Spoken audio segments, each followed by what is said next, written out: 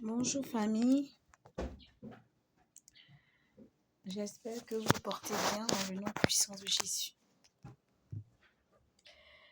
Ce matin, je veux parler de Jésus-Christ de Nazareth.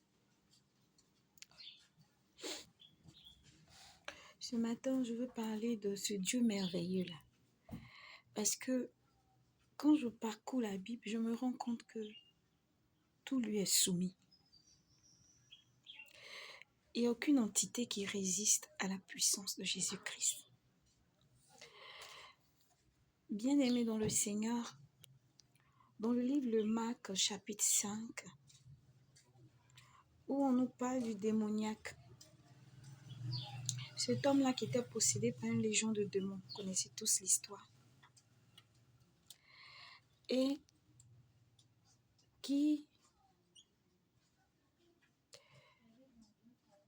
il était tellement violent, personne n'arrivait à le maîtriser dans le village.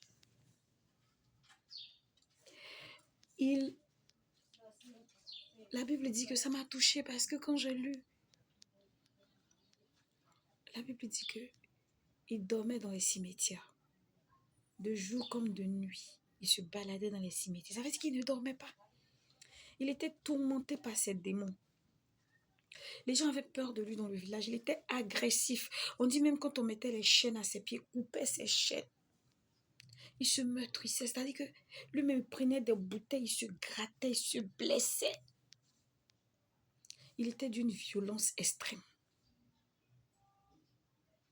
La Bible dit dans le livre de Marc que cet homme, lorsque son chemin a croisé le chemin du Christ, il a été libéré. Bien-aimé dans le Seigneur, il a été libéré. Une légion.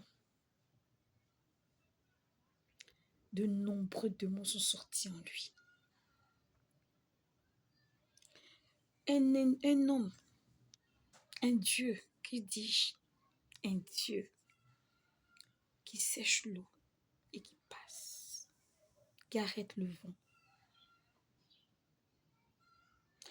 Le simple nom de Jésus, je dis son nom guérit les malades, les sourds entendent, les paralytiques marchent.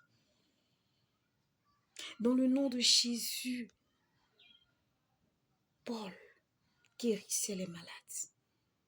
Dans le nom de Jésus, Élie faisait des choses extraordinaires. Il a fait descendre le feu, il a arrêté la pluie. Dans le nom de Jésus. Les femmes stériles enfantaient. La mère de Samuel.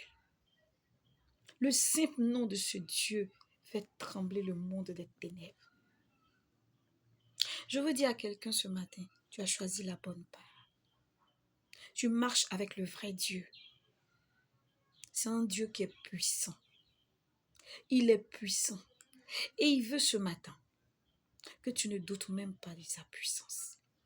Il veut te dire que moi, je suis capable de changer tout dans ta vie en un instant. Oui. Mais c'est un Dieu qui a des principes. C'est un Dieu qui a des règles. Parce que l'objectif de ton Dieu, c'est ton salut. Il veut que ton âme soit transformée, ta personne soit transformée.